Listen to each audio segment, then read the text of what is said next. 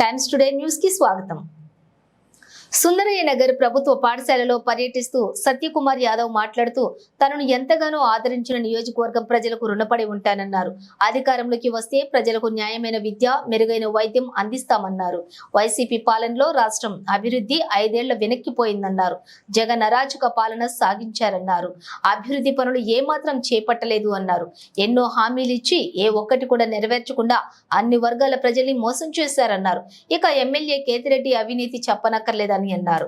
ఆయన తిన్న అవినీతి సొమ్మంతా త్వరలోనే కక్కిస్తామన్నారు. కూటమి శ్రేణుల జోలికొస్తే తాట తీస్తామంటూ హెచ్చరించారు.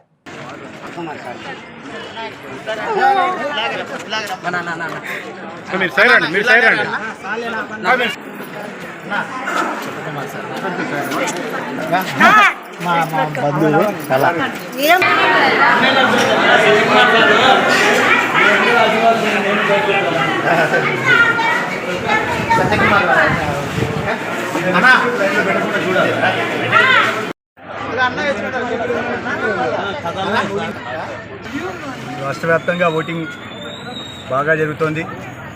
ప్రజలందరూ ఉత్సాహంగా వాళ్ళ హక్కును వినియోగించుకుంటున్నారు. ముఖ్యంగా ధర్మవరం నియోజకవర్గంలో కూడా ధర్మవరం పట్టణంలో పెద్ద ఎత్తున ప్రజలు తరలి వచ్చి ఇవాళ వాళ్ళ హక్కును వినియోగించుకుంటున్నారు, మార్పును కోరుకుంటున్నారనే విషయం అర్థమవుతుంది. అదృష్టవశాత్తు ధర్మవరంలో ఇవాళ వాతావరణం కూడా సహకరిస్తూ ఉంది. ప్రజలు కొన్ని చోట్ల చిన్న చిన్న ఇబ్బందులు ఉన్నాయి.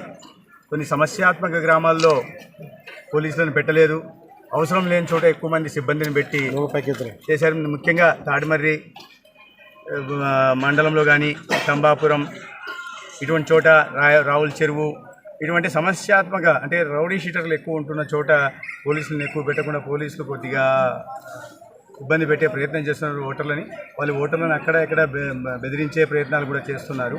అయితే పట్టణంలో మాత్రం చాలా వరకు ప్రశాంతంగా నడుస్తూ ఉంది ఎన్నికలు.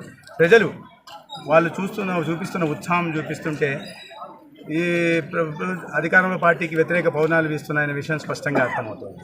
సో మార్పును కోరుకుంటున్నారు. ఈ అరాచక పాలన నుంచి విముక్తిని కూడా కోరుకుంటున్నారు. ఓకే.